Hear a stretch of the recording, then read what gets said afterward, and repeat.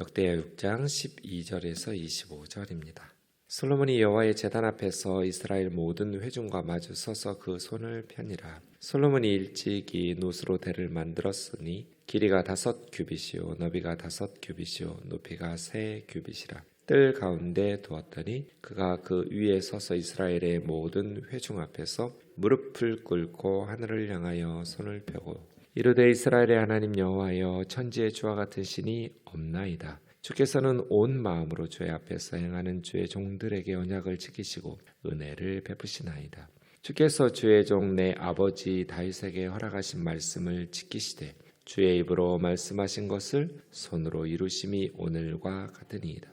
이스라엘 하나님 여호와여, 주께서 주의 종 내 아버지 다윗에게 말씀하시기를 내 자손이 그들의 행위를 삼가서 네가 내 앞에서 행한 것 같이 내 율법대로 행하기만 하면 내게로부터 나서 이스라엘 왕이 앉을 사람이 내 앞에서 끊어지지 아니하리라 하셨사오니 이제 다윗을 위하여 그 허락하신 말씀을 지키시옵소서. 그런즉 이스라엘 하나님 여호와여, 원하건대 주는 주의 종 다윗에게 하신 말씀이 확실하게 하옵소서. 하나님이 참으로 사람과 함께 땅에 계시리이까 보소서. 하늘과 하늘들의 하늘이라도 주를 용납하지 못하겠거든 하물며 내가 건축한 이 성전 이오리이까. 그러나 나의 하나님 여호와여, 주의 종의 기도와 간구를 돌아보시며 주의 종이 주 앞에서 부르짖는 것과 비는 기도를 들으시옵소서. 주께서 전에 말씀하시기를 내 이름을 거기 두리라 하신 곳이 이 성전을 향하여 주의 눈이 주야로 보시오며 종이 이곳을 향하여 비는 기도를 들으시옵소서. 주의 종과 주의 백성 이스라엘이 이곳을 향하여 기도할 때 주는 그 간구함을 들으시되 주께서 계신 곳 하늘에서 들으시고 들으시사 사하여 주옵소서. 만일 어떤 사람이 그 이웃에게 범죄함으로 맹세시킴을 받고 그가 와서 이 성전에 있는 주의 제단 앞에서 맹세하거든 주는 하늘에서 들으시고 행하시되 주의 종들을 심판하사 악한 자의 죄를 정하여 그 행위대로 그 머리에 돌리시고 공의로운 자를 의롭다 하사 그 옳은 대로 갚으시옵소서. 만일 주의 백성 이스라엘이 주께 범죄하여 적국 앞에 패하게 되므로 주의 이름을 인정하고 주께로 돌아와서 이 성전에서 주께 빌며 간구하거든 주는 하늘에서 들으시고 주의 백성 이스라엘의 죄를 사하시고 그들과 그들의 조상들에게 주신 땅으로 돌아오게 하옵소서. 아멘. 6장은 솔로몬의 기도입니다. 이제 봉헌하면서 기도하고 7장에서 하나님의 기도에 대한 응답과 성전 낙성식, 봉헌식이 이어지고 있습니다. 솔로몬의 기도는 그냥 교과서 같아요. 통치 철학이 나타나 있는 솔로몬의 통치 철학인데 어떻게 통치해야 되는지 모든 통치자의 교과서와 같고 또 백성들 모든 이스라엘 백성들 앞에서 기도하거든요. 그래서 신앙 교육의 교과서 같아요. 그래서 이 솔로몬의 낙성식을 위한 기도는 솔로몬 왕의 통치 철학과 신앙 교육을 위한 교과서와 같은 그런 말씀인 것 같습니다. 12절에 보면 그 솔로몬이 기도하는 장소가 나오는데 노스로 단상을 만들었습니다. 성전의 뜰에 있는 번제단하고 사이즈가 똑같은데요. 가로 세로 5규빗, 높이 3규빗입니다. 1규빗이 여기서 여기까지니까 한 45cm 잡거든요. 가로 세로의 넓이는 한 2.25m 정도 정사각형으로 된 그러한 노스로 만든 단상이고요. 세로는 한 1.35m, 3규빗이니까 1.3m처럼 이렇게 높인 것은 백성들이 잘 보이도록 높은 단상을 만들었겠죠. 근데 위치가 좀 애매합니다. 12절에 보면 제단 앞에서 하면 성전의 번제단 앞에 이 놋 단상이 있었던 것처럼 보이는데 거기는 이제 제사장의 뜰이거든요. 근데 백성들 모두 13절에 보면 이스라엘의 모든 회중 앞에서이면 제사장의 뜰은 너무 좁아요. 근데 4장 9절에 보면 뜰이 두 종류가 있어요. 제사장의 뜰이 있고 큰 뜰이라고 말한 성전 전체 앞에 회중들 가운데 있는 안에 번제 드리는 제사장 뜰 말고요. 근데 12절에 보면 제단 앞이니까 제사장 뜰에서 드렸나 싶지만 13절에 보면 뜰 가운데 두었다라고 했는데 그럼 이 뜰이 제사장 뜰일 수도 있잖아요. 단어가 다릅니다. 한글 성경은 제사장의 뜰, 큰 뜰, 둘 다 뜰이라고 번역했지만 원어로 보면 제사장의 뜰은 하체르라는 단어고요. 여기 큰 뜰이라고 했던 뜰은 아자라라는 단어예요. 그래서 그러면 12절에 제단 앞에 서니까 제사장 뜰인 하체르인가 13절에 뜰 안에서, 근데 이 13절은 아자라입니다. 큰 뜰이라고 사용했던 그 뜰의 단어이니까 아마도 제사장의 뜰은 너무 좁아서 회중들과 함께 서기는 어려웠을 거고요. 제단 앞에 있지만 큰 뜰에서 이렇게 기도했을 가능성이 높은 것 같습니다. 큰 뜰에 어쨌든 백성들이 잘 보이도록 높은 단상을 노스로 만들어서 거기서 하나님 앞에 기도하는 겁니다. 기도, 이제 무릎을 꿇고, 이것 자체가 백성들에게는 굉장히 큰 교훈이 되겠죠. 왕이 하나님 앞에서 무릎을 꿇고 하늘을 향해 손을 들고 기도하는 그 모습을 눈으로 백성들이 보는 거잖아요. 그러니까 오직 하나님 앞에서 겸손하게 무릎 꿇고 기도할 때 이스라엘은 하나님이 함께 하시는 은혜를 힘입어서 형통하게 되는 것이죠. 그렇게 사실은 솔로몬이 죽을 때까지 이렇게 하나님 앞에 무릎을 꿇고 기도하면서 하나님 의지하면서 나라를 이끌었다면 형통한 삶을 살았게 되겠죠. 예전에 MB 정부 이명박 대통령 시절에 이렇게 그리스도인들이 모여서 조찬 기도회처럼 할 때 대통령이 무릎 꿇고 기도하는 것 때문에 막 야당에서 난리 나고 언론에서 목사들이 대통령을 불러다가 무릎을 꿇혔다고, 딴지를 걸 걸 걸어야죠.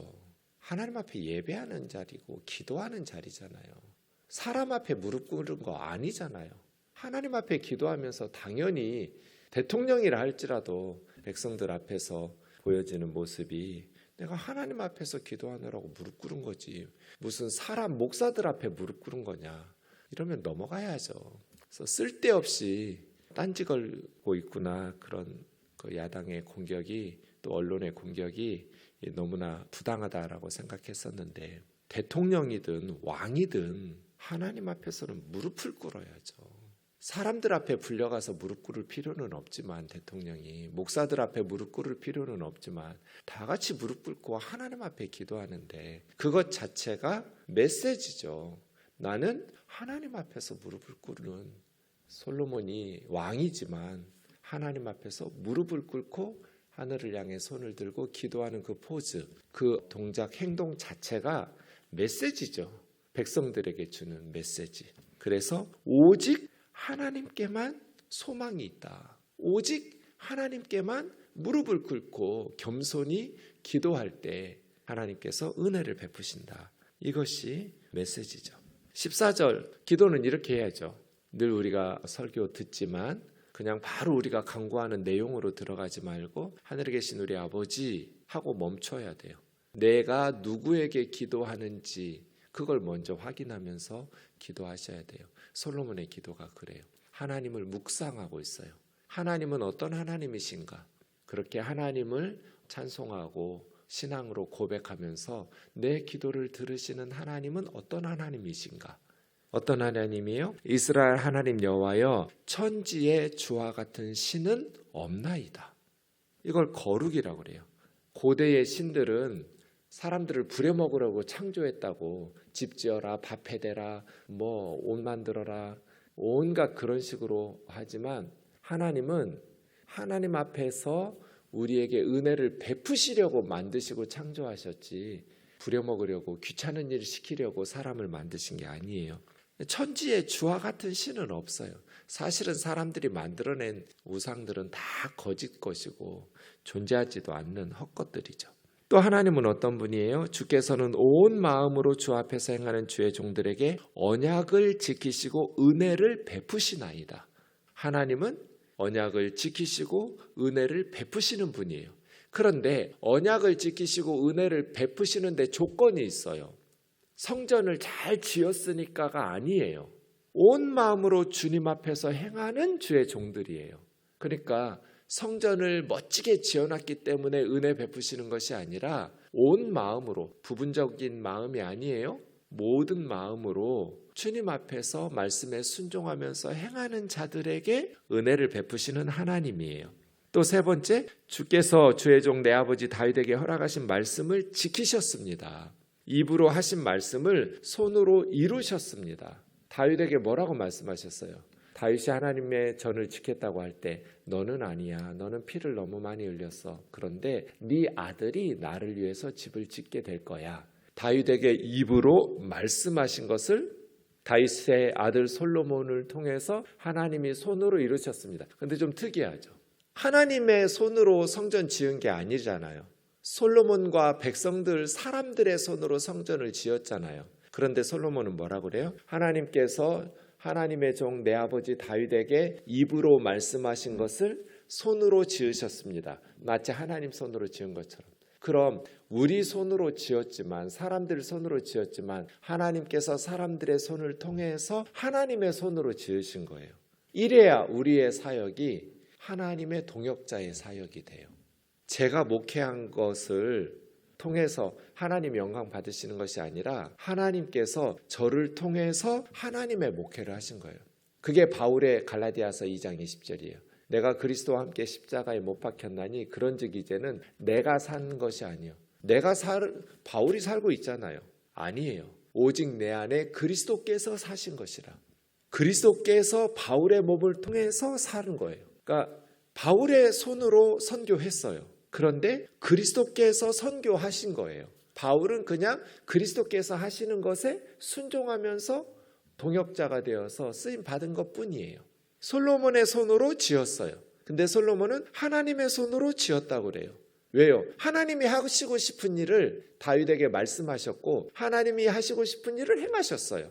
거기에 솔로몬이 또 솔로몬의 백성들이 쓰임 받았을 뿐이에요. 그래서 하나님이 입으로 말씀하신 것을 하나님은 손으로 이루셨습니다. 우리도 그렇게 살아야죠. 내가 사는 것이 아니고 내 마음대로 내가 하고 싶은 대로가 아니라 주님이 하시고 싶은 대로 그리스도께서 나를 통해서 그리스도의 삶을 살아가신다. 그것이 크리스찬의 삶이에요.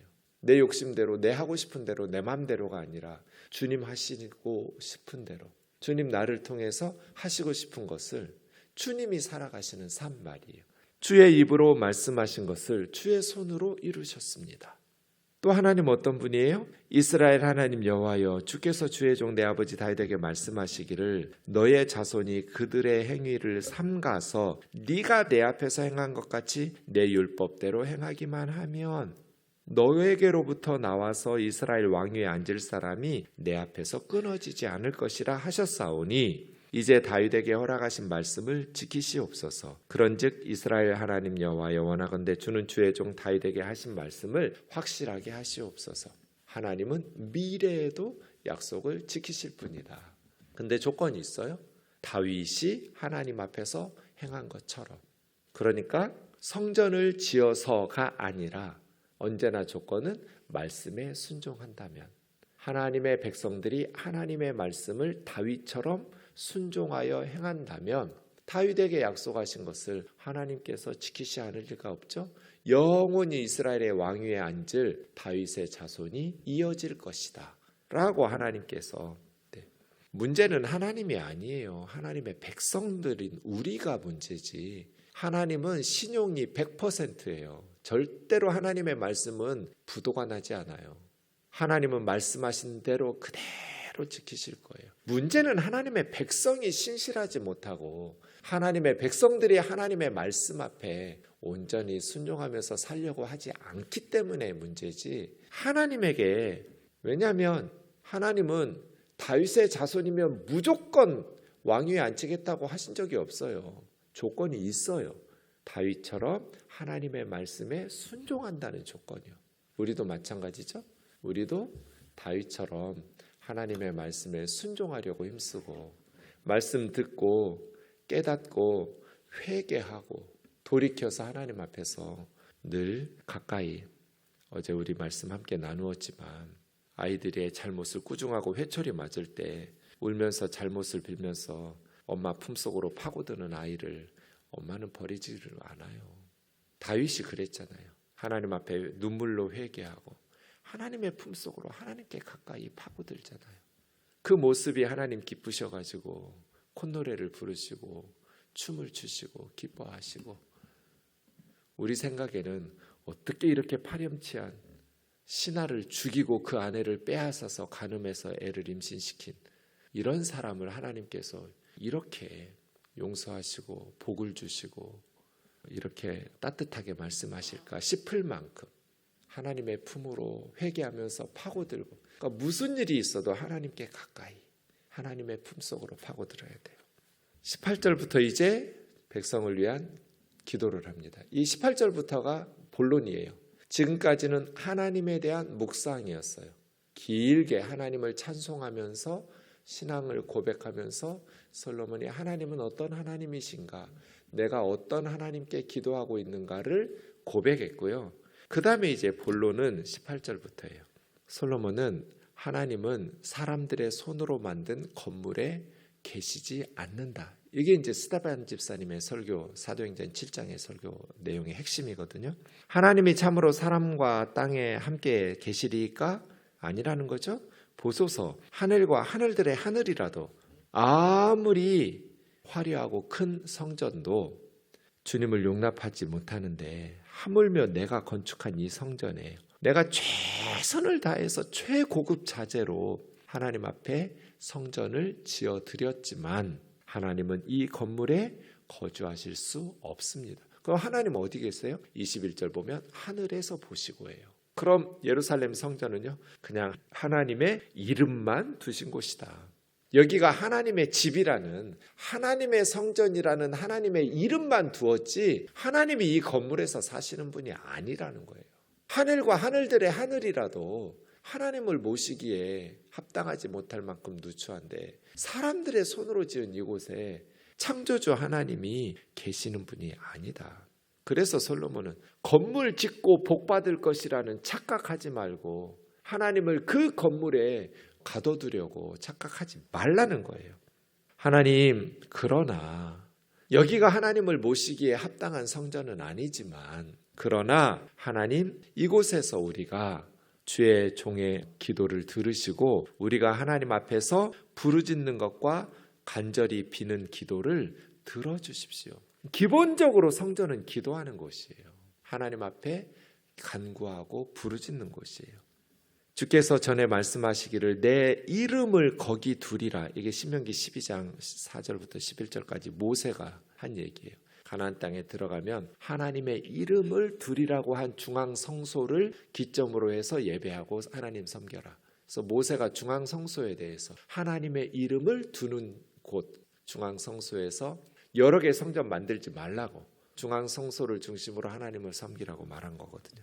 그래서 내 이름을 거기 두리라 하신 이 성전을 향해서 주의 눈이 주야로 항상 보시면서 종이 이곳을 향해서 비는 기도를 들어주십시오. 주의 종뿐 아니라 주의 백성 이스라엘이 이 성전을 향해서 기도할 때 주는 그 간구함을 들으시고 주가 계신 곳 하늘에서, 그러니까 이 성전에서 사신다, 내가 지은 건물 안에서 주님이 계신다가 아니라 여기에 하나님 모실 수 없습니다. 그냥 하나님의 이름만 이 성전 건물에 두시는 것이고 하나님은 하늘에 계십니다.